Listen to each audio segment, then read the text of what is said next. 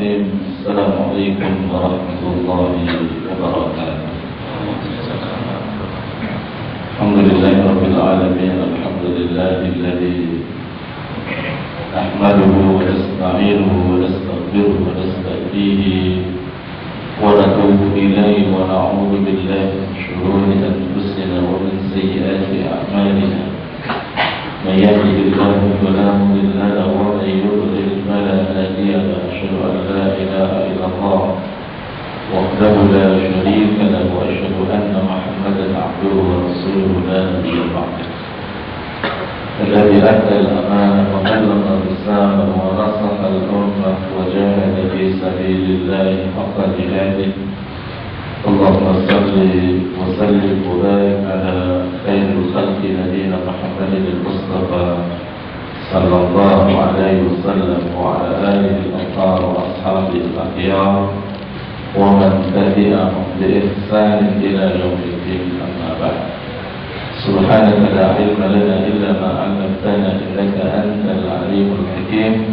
رب اشرح لي صدري ويسر لي أمري واحلل عقدة من لساني yafqahu qawli.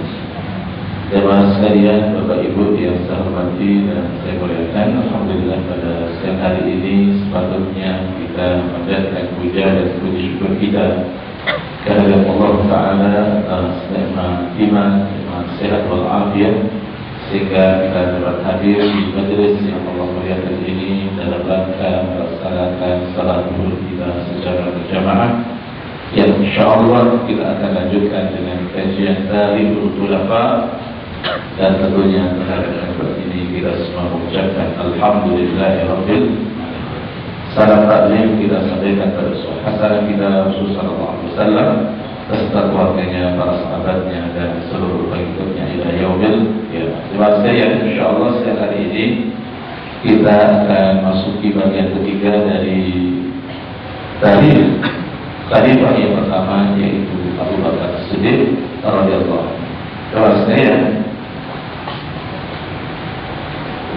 ini kita masuk pada tantangan yang dihadapi oleh Khalifah Abu Bakar As-Siddiq radhiyallahu anhu.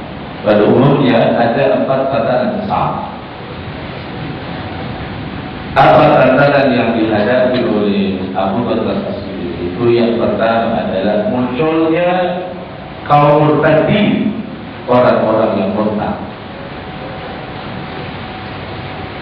Lantas yang kedua adalah aktifnya al-mutanabbi'un, orang-orang yang mengaku dirinya sebagai seorang nabi. Jadi pasca wafatnya Rasulullah SAW ada beberapa orang yang mengklaim dirinya sebagai.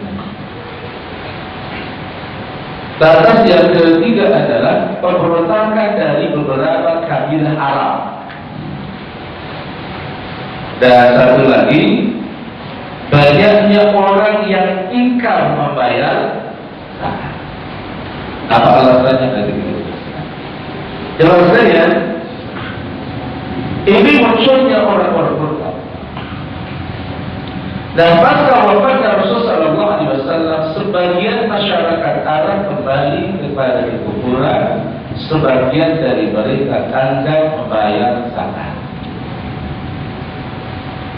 Jadi sekalian rahmatullah, itu agak unik memang bahwa mereka sholat mau tapi zakatnya tidak mau.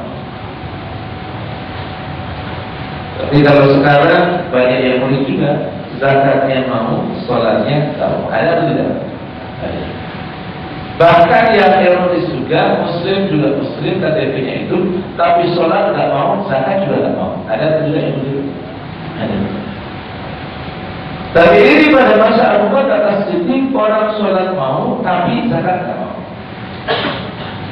Nah, keengganan sebagian orang Arab inilah yang melatar Abu Bakar As-Siddiq memerangi mereka, walaupun awalnya mendapatkan tambahan dari Umar dengan alasan mereka adalah orang-orang yang telah bersyahadat. Karena mereka telah bersyahadat, walaupun mereka belum secara totalitas berislam, dan mereka akan menunaikan zakat dalam pandangan umat itu tidak boleh Tapi persepsi Abu Bakar berbeda. Apa yang dilakukan oleh Umar bin Khattab dengan mencegah Abu Bakar As-Siddiq untuk memerangi orang-orang yang enggan mengeluarkan zakat, sebenarnya bijakannya adalah hadis yang diriwayatkan Imam Muslim. Ini bijakannya. Dari sahabat Abu Hurairah radhiyallahu anhu qala Rasulullah sallallahu alaihi wasallam. Ini sengaja saya tidak kasih harokat karena nasinya dengan saya. Jadi tidak usah pakai harokat.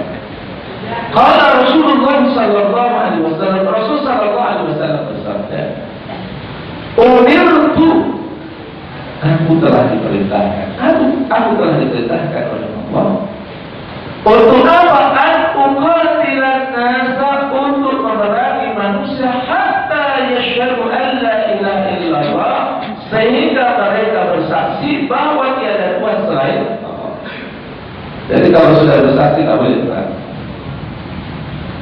Wa yu'minu bi, dan mereka mengimani bahwa aku adalah utusan Allah.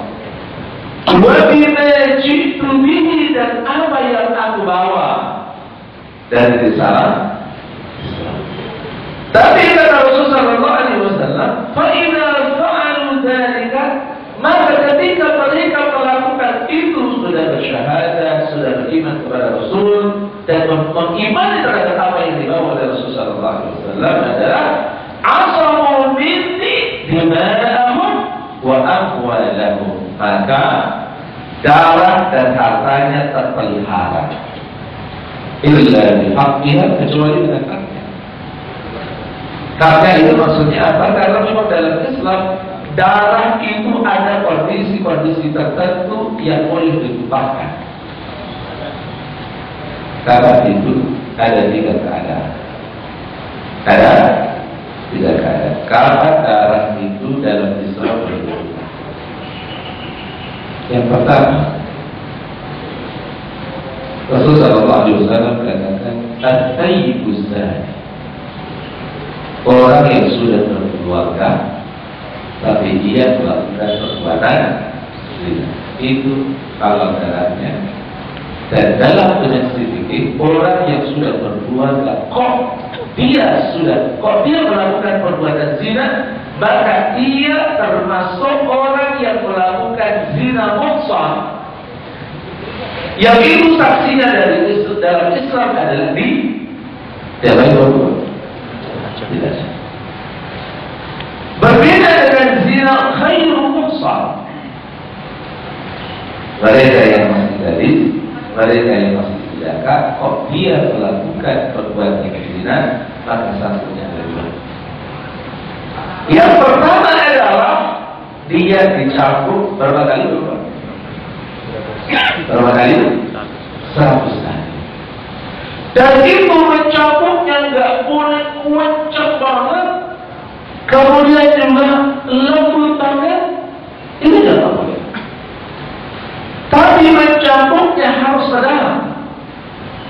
Sedang itu parameternya oleh beberapa ahli fikih itu mengatakan, maaf, kencang itu ketika bulu ketiaknya itu ya. Kalau di atas begini tidak kencang Pak. Jadi sedang. Saya tidak boleh begini sudah. Saya begini. Sedang. Tapi yang berat yang kedua adalah wata keribuan. Dia harus diasingkan di daerah lain itu selama 1 tahun. Sebab memang betul-betul seperti ini di dalam masyarakat kita kan tidak perlu populer. Inilah yang efek dari ketika hukum Allah Subhanahu wa Ta'ala itu tidak dipraktikkan dalam kehidupan sosial kita, sehingga di negeri ini marah orang melakukan perbuatan zina. Apakah itu yang sudah berkeluarga, apakah itu yang masih berjalan tik-tik, itu ada juga yang melakukan. Kalau itu sanksi itu diterapkan, saya kisah-kisahnya ini mestinya di negeri yang dipukul, yang dicabut banyak atau banyak itu Pak. Walaupun memang untuk menetapkan orang melakukan perbuatan zina itu sudah ada. Karena itu ada 2 pintu dalam Islam. Yang pertama adalah pengakuan sendiri.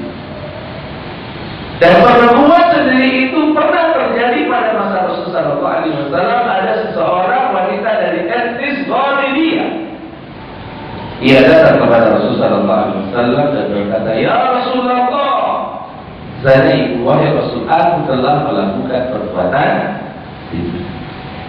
Tapi Rasulullah SAW pada waktu itu tidak langsung memberitahu itu, siap-siap kalau saya rajam.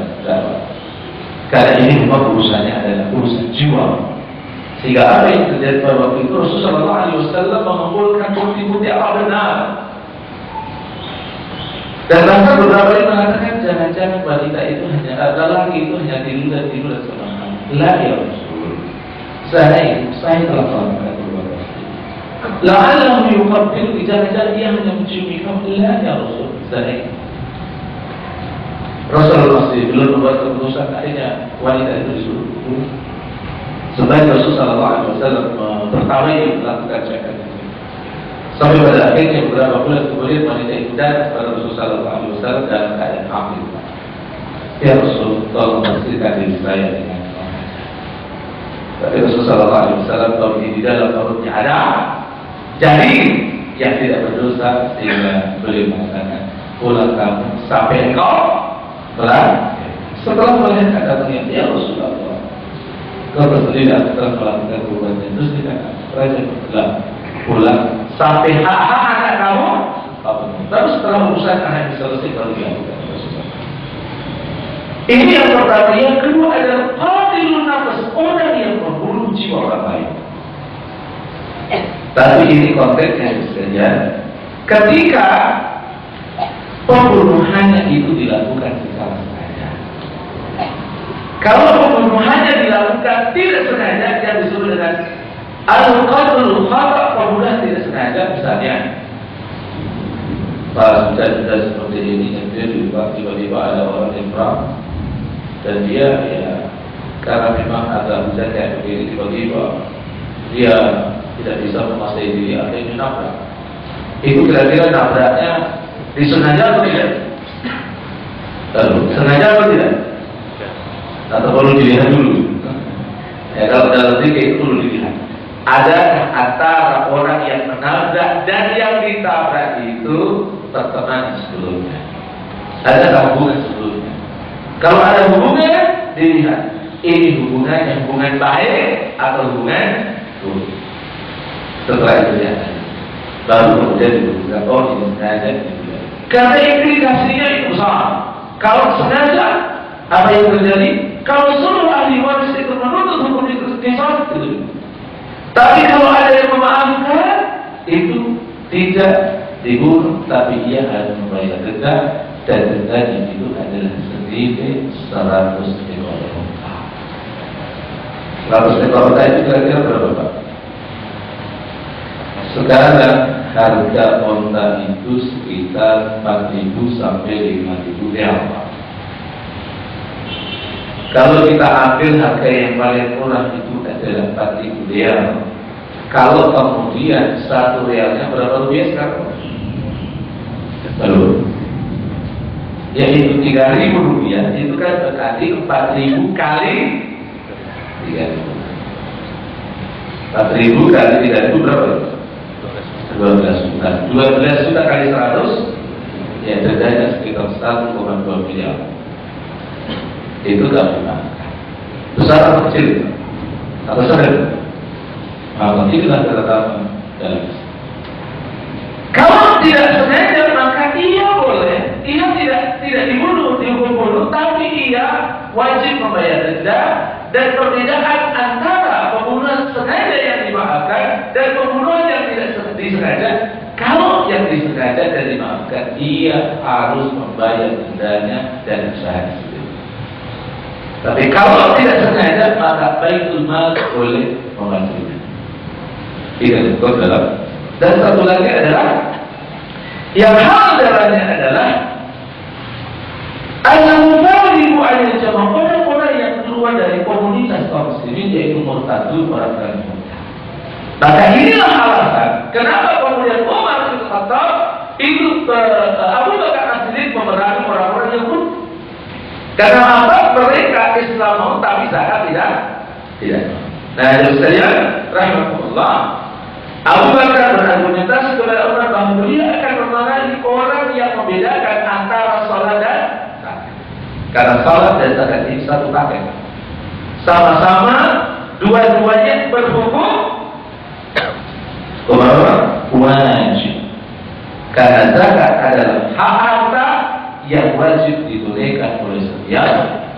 Jadi ini argumentasi daripada Abu Bakar As-Siddiq. Kemudian pada akhirnya beliau memerangi orang-orang yang ingkar terhadap zakat. Dan itu apa yang kita tadinya kata hadis Rasulullah.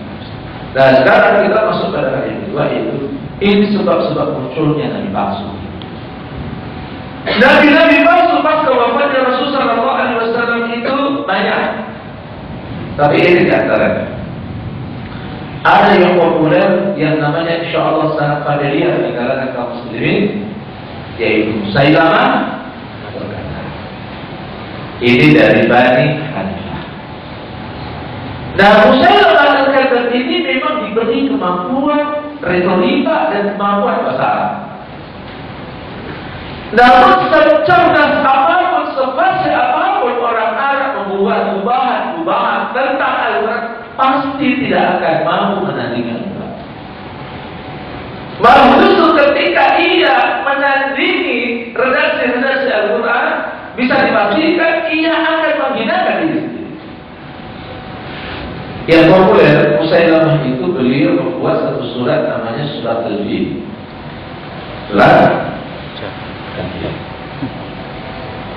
Nah, redaksinya baju lagi kan. Dia sebenarnya menduplikasi surat Al-Qari'ah. Al-Qari'ah, Bal-Qari'ah, wa ma adraka Bal-Qari'ah, yawma yakunu an-nasu kal-farashil mabthul, wa takunu al-jibalu kal-ihbil. Ini redaksi yang sangat luar biasa. Jadi kalau Al-Qari'ah ini ditanyakan, itu wajar karena ini peristiwa yang belum terjadi. Apalagi kata yang digunakan oleh Allah bukan dengan al-qiyamah, mal-qiyamah, wa ma adraka mal-qiyamah, tidak. Tapi yang digunakan oleh Allah adalah al-qari'ah. Qari'ah yang secara etimologi artinya berasal dari kata qara'. Qara' itu mengetuk dengan keras. Ketukan yang begitu dahsyat itu adalah qari'ah. Itu adalah satu dari yaumul qiyamah. Apa yang berkaitan dengan yaumul qiyamah? Wa ma adraka apa itu hari kiamat dan apa yang kamu ketahui tentang hari kiamat? Kalau katakan yauma yakunu an-nasu kal-farashil, hari di mana manusia itu bagaikan aneh-aneh kira-kira. Jadi kita bersyukur kepada Allah karena ia bagaikan aneh-aneh yang berterbangan itu adalah an-nas, yaitu manusia. Allah tidak mengatakan yauma yakunul mu'minuna kal-farashil. Tidak. Karena apa, manusia atau orang-orang yang beriman kepada Allah seperti kita, insya Allah di akhirat kita tidak bingung. Kita tahu ini adalah peristiwa yaumul qiyamah. Ada orang-orang yang mereka dulunya ingkar kepada adanya yaumul qiyamah. Kita mau kemana? Kita tidak kemana? Ada apa ini?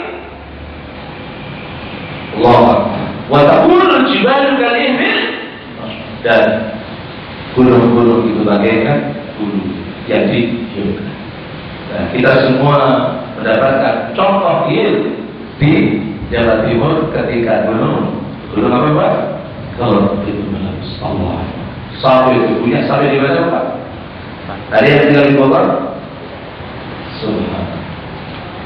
Tapi berbeda dengan apa yang dikatakan oleh Musailamah. Dia membuat surat namanya Al-Fil. Al-Fil mal-fil, wa ma adraka mal-fil, khurtumuhu tawil. Iya sih.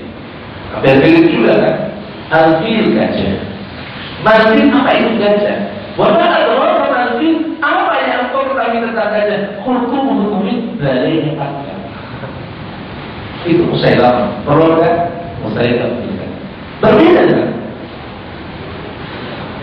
Ada karya Musailamah yang lainnya ini didokumentasikan oleh Imam Ibnu Katsir ketika beliau menjelaskan surat Al-Asr. Surat Al-Asr, surat yang ke-103.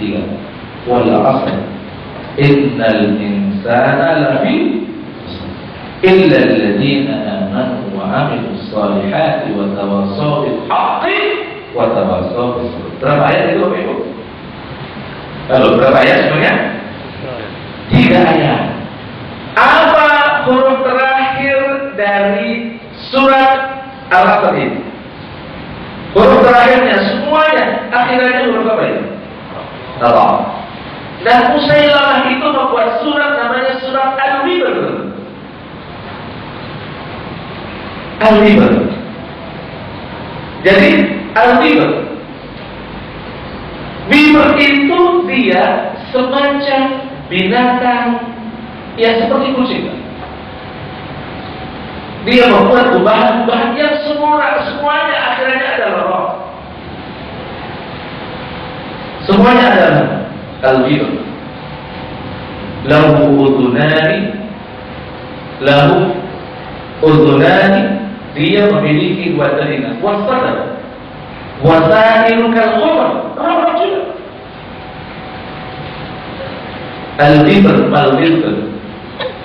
Kucing apa itu? Kucing lahu udhunani wasadar, dia adalah binatang yang memiliki 2 telinga dan memiliki dada. Wasairu kal-qamar, dan kegiatan kaum itu adalah menggalungkan tangan. Itu produk dari iya akhirnya roh juga, Pak. Tapi yang berbeda antara surat Al-Asr dengan Al-Wibr kacau banget. Surat Al-Asr kan Al-Imam Syafi'i sampai berkata, jika Allah itu menurunkan surat Al-Asr saja, itu cukuplah ia menjadi panduan hidup manusia. Berbeda dengan surat Al-Wibr kan. Maka sekali lagi saya katakan, setiap manusia yang ngaku-ngaku jadi nabi, kok dia ingin membuat redaksi semisal Quran, ia hanya akan menghinakan dirinya. Oh enggak, buat ayat Quran yang menghinakan dirinya. Kalau di Indonesia kan ada siapa yang ngaku-ngaku jadi nabi, siapa namanya? Ada yang dari orang penggilingan di sini, Pak. Wah, itu ada orang namanya Musabib. Itu katanya dia pernah melakukan meditasi di gunung apa itu, Pak? Gunung Bunder. Jadi mutih, puasa mutih 40 hari. Jadi setiap hari yang dimakan itu semuanya warna putih, Pak. Artinya apa? Setelah itu dia merasa dirinya mendapatkan ilham atau mendapatkan wahyu. Itu tidak benar sama sekali. Dan jelas itu bertentangan dengan firman Allah Ta'ala yang ada dalam surat 33 Al-Ahzab ayat yang ke-40. Maka Muhammadun aba ahadin min rijalikum walakin Rasulullah wa khataman. Tidaklah Muhammad itu adalah ayat dari seorang laki-laki dari kalian, akan tetapi beliau adalah utusan Allah dan penutup para. Jadi kalau sekarang ada orang-orang yang mengaku dirinya sebagai nabi, pastikan itu adalah butaan, itu adalah berita bohong, itu adalah dusta yang nyata. Jadi itu adalah Musailamah. Ada juga yang namanya Tulayh bin Khuwailid. Ini dari Bani Asjar. Saj'ah At-Tamimiyah, ada yang cukup populer yaitu Aswad al-Ansi. Nah, jelaskan ya rahmatullah, apa yang melatari munculnya nabi-nabi palsu? Pertama, sebagian kabilah Arab itu mengklaim terhadap nabi karena apa? Disebabkan fanatisme kesukuan untuk memilih seseorang menjadi faktor kesukuan. Makanya kemudian ketika mereka memunculkan nabi-nabi palsu itu dari kabilah-kabilah mereka. Itu yang pertama.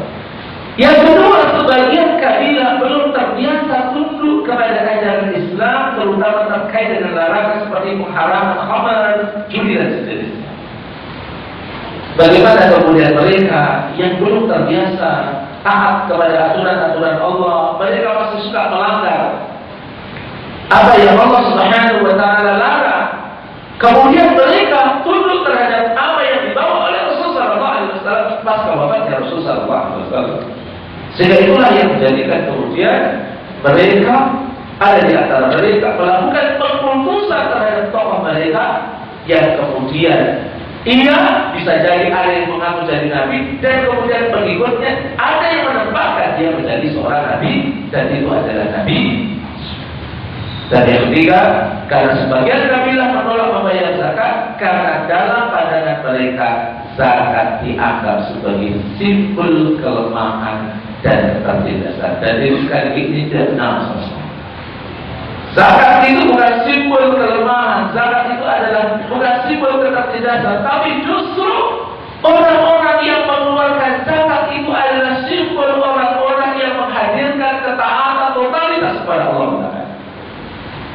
Kenapa dengan zakat? Insyaallah, kalau kita lihat beberapa tulisan daripada ulama-ulama kita, karena memang di antara solusi untuk mengeluarkan masyarakat kita dari kondisi kefakiran, ada satu tulisan bagus, tulisan Dr. Yusuf Al-Tabari. Itu judulnya adalah Mushkilatul Faqri wa Tariqatu Mu'alajatiha, problematika kefakiran dan solusi untuk mengatasinya. Apa yang dilakukan? Salah satu di antaranya adalah dengan melakukan pemberdayaan. Jadi ia bukan simbol ulama, tapi ia adalah apa? Solusi untuk mengatasi kemiskinan. Makanya pada masa Khalifah Umar bin Abdul Aziz, bagaimana ketika zakat itu diberdayakan, subhanallah, luar biasa. Tidak ada dalam rentang waktu hanya 2 tahun saja setelah beliau mengaplikasikan konsep zakat dalam Islam, itu ada orang yang berserta sukar dan masalah itu tidak ada. Ini tidak lihat di Mesir, Pak.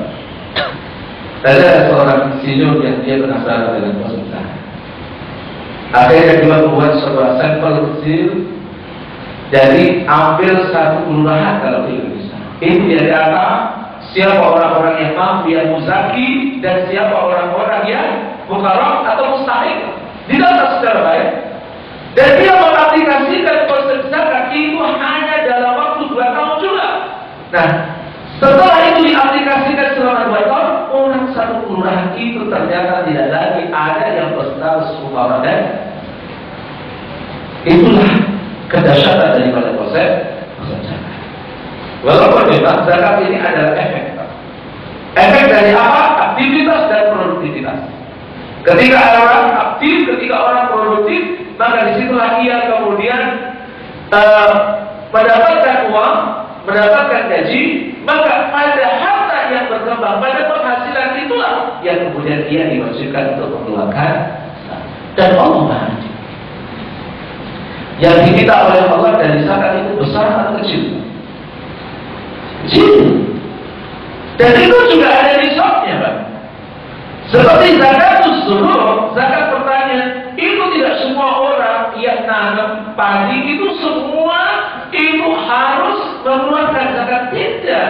Tapi ia wajib zakat ketika sudah sampai pada nisabnya. Nisab zakat usul itu berapa? Yaitu 1 ausuk 5 wasak. 5 wasak itu kalau kemudian dikilogramkan beras, itu sekitar 650-an. Biasanya kalau diambil itu 700 kilogram beras.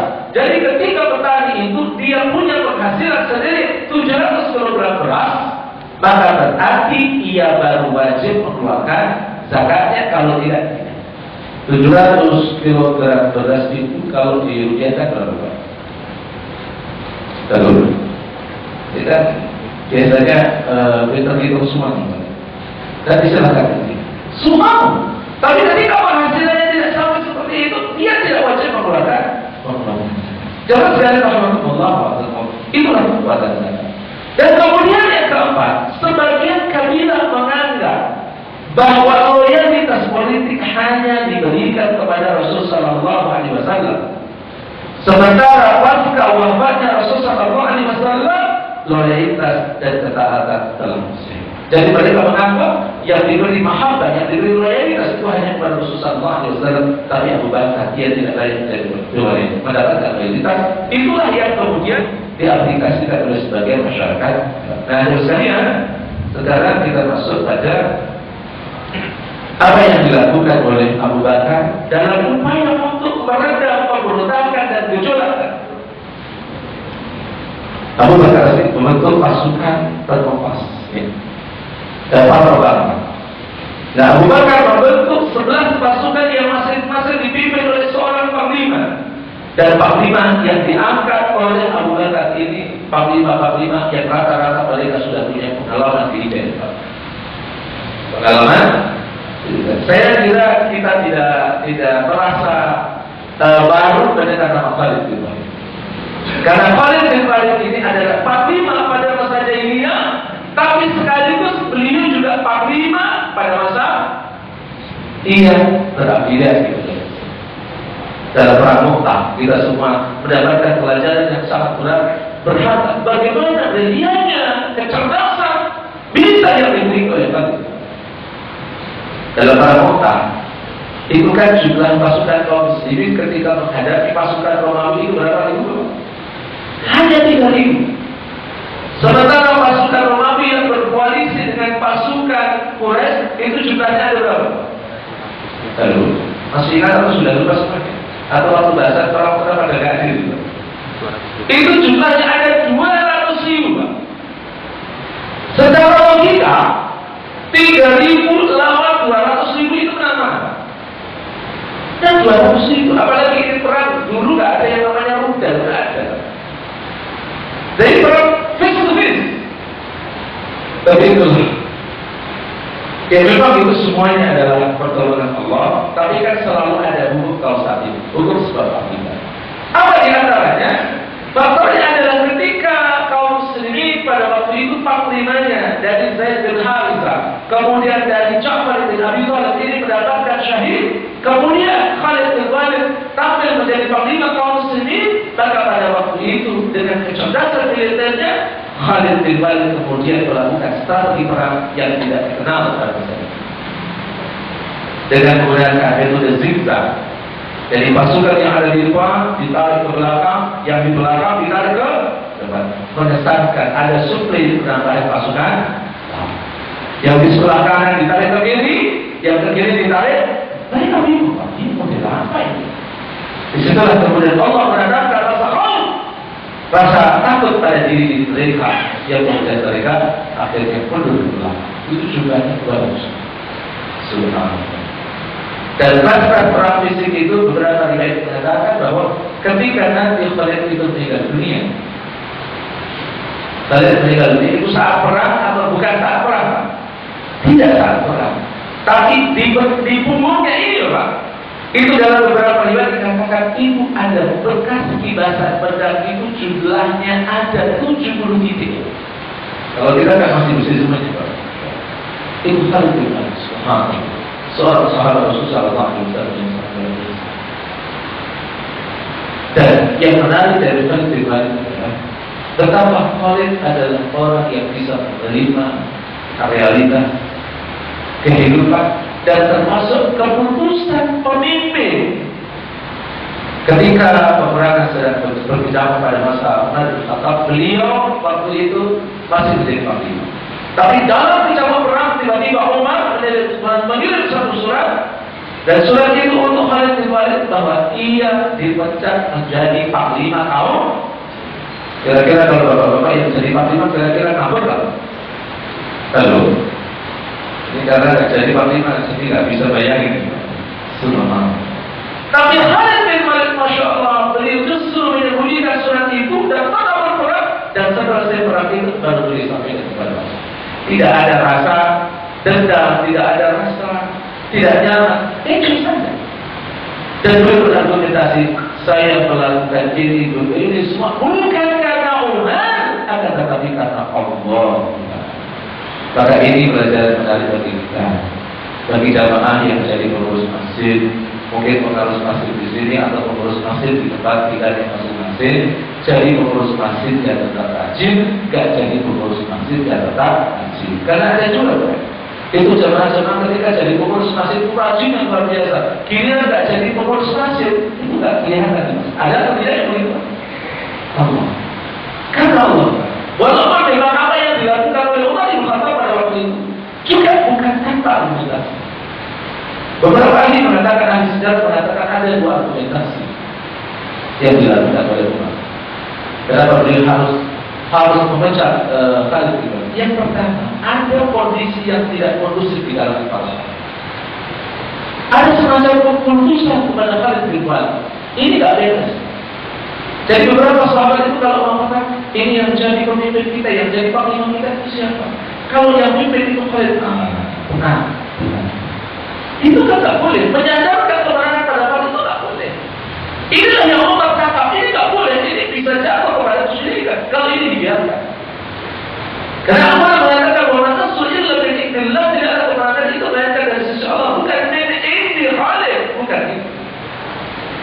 Yang kedua, ini ada beberapa analisa di kalangan para sahabat, di kalangan para ulama sejarah, karena Umar pada waktu itu kasihan sama Khalid. Khalid, ya, seorang sahabat yang telah masuk Islam, tapi beliau disibukkan dengan peperangan terus. Akhirnya apa? Hafalan Quran yang hilang. Kalau sahabat imamin kemudian bacanya itu saja kan ya. Ini bapak-bapak sekalian kalau imamin itu misalnya di bapak-bapak belum baca gitu kan, di belakang sudah bisa balik nanti rakaat pertama juga alhamdulillah kedua juga. Kira-kira enak kan? Kan enak. Ini sahabat. Jadi sebenarnya Umar ini memberikan ruang kepada Khalid bin Walid agar beliau memperdalam ajaran. Jadi ini yang pertama. Yang kedua adalah Amr bin As. Kalau dibahas banyak lagi, ya, dijelaskan. Yang ketiga, Ikrimah bin Abu Jahal. Amr bin As ini kita semuanya tahu. Sebelum masuk Islam, beliau ini orang yang pernah menjadi titel Quraisy, memata-matai sahabat Rasulullah SAW ketika melakukan hijrah ke mana? Habasyah. Ikrimah bin Abu Jahal ini punya pengalaman militer juga. Pernah menjadi asistennya Khalid bin Walid dalam perang sebelum beliau masuk. Dan pada akhirnya Ikrimah mendapatkan hidayah dari Allah Subhanahu wa taala sama seperti Khalid bin Walid. Cuma memang keislaman Ikrimah ini agak unik karena Ikrimah ini kan anaknya Abu Jahal, Pak. Nanti kalau Bapak Ibu sekalian membaca firman Allah Taala di dalam surat 49 ayat yang ke-11. Nanti kalau dibuka ada ayat yang berbunyi A'udzubillahi minasyaitonir rajim ya ayyuhalladzina amanu la yaskhar qaumun min qaumin asa an yakunu khairan minhum. Itu terkait dengan Ikrimah bin Abi Jahal. Ikrimah itu laki-laki atau perempuan? Laki-laki. Halo. Laki-laki atau perempuan? Laki-laki karena bin. Jadi Ikrimahnya orang Arab dengan Ikrimahnya orang Kalibata itu beda. Kalau orang Kalibata, kalau ada orang namanya Ikrimah itu laki-laki atau perempuan? Halo, laki-laki atau perempuan? Kalau di KPP Kalibata ada orang namanya Ikrimah, kira-kira laki-laki atau perempuan? Kayaknya nggak ada yang jawab, nggak tahu ya. Atau jangan-jangan nggak ada yang namanya Ikrimah. Nah, ini laki-laki. Apa yang saya maksud dengan surat 49 ayat 9? Ketika dia masuk Islam, ketika di Madinah, beliau suatu saat hadir di rumah Islam. Jadi ada beberapa sahabat Rasulullah SAW itu Masya Allah, kalau ingat Pak, tingkahnya, polahnya Abu Jahal mereka itu benci ya Allah, susah untuk berdiri. Perilaku yang ditampilkan oleh Abu Jahal yang sombong, yang unik luar biasa kepada Rasul. Itu sampai yang imbasnya itu anaknya yang sudah masuk Islam. Bahkan ada seorang sahabat maaf, ilmu kampanye yang agak keras, tapi pada akhirnya Allah menegurnya dengan turunnya surat Rasulullah. Itu sampai Ikrimah dipanggil begini, ya ibna Fir'aun ilaihi ummah, wahai anaknya Fir'aun umat ini. Wah, kadang-kadang saya pikir kalau Ikrimah ini orang Madura, nah kira-kira apa yang dilakukan oleh Ikrimah? Masya Allah, tapi Ikrimah kan orang Arab, jadi nyari sulit tak punya. Subhanallah. Jadi memang Ikrimah itu sudah punya pengalaman. Begitu juga Surah yang Hasanah ini juga punya pengalaman begini. Dan Abu Bakar menamakan perang terhadap perang disebut dengan perang Riddah, orang-orang Yahudi. Dalam perang tersebut Khalid mampu menempaskan pasukan Musailamah yang berkuat sampai 40.000 pasukan, yang 15.000 tewas mereka, dan kaum muslimin yang mendapatkan syahid ratusan, dan di antaranya adalah 70 orang dari kalangan sahabat itu adalah penghafal Al-Quran. Nah, Abu Bakar menyuruh agar kabilah-kabilah yang membakar agar kembali kepada Islam, namun mayoritas menolak kecuali beberapa kabilah saja, di antara adalah Bani Qais di Bahrain ini dan beberapa kabilah ini. Khalid bin Walid mau menumpas nabi palsu juga yang namanya Malik bin Umairah dari Bani Tamim dan Yarmuk, dan akhirnya pengikutnya mau menerima Islam kembali. Begitu juga pengikut Musailamah dari Bani Hanifah juga bisa menerima Islam kembali dan akhirnya mau bayar. Saya kira ini apa yang terjadi setelah syahidnya 70 penghafal Al-Quran. Nah, inilah yang menjadikan pada waktu itu Abu Bakar As-Siddiq itu menggagas untuk menghibur bersama Al-Quran. Walaupun nanti ada dialog-dialog antara Abu Bakar dan Umar bin Khattab, dan Abu Bakar pada waktu itu merasa keberatan, tapi setelah dipressure oleh Umar bin Khattab, pada akhirnya beliau mau melakukan pembukaan Al-Quran. Tapi seperti apa detailnya, insya Allah kita bahas pada pertemuan yang akan. Kalau waktunya sudah habis ya. Mungkin ini kita akhiri saja dengan doa majelis. Subhanallah, alhamdulillah, asyhadu an la ilaha illa anta, astaghfiruka wa atubu ilaik. Wassalamualaikum warahmatullahi wabarakatuh.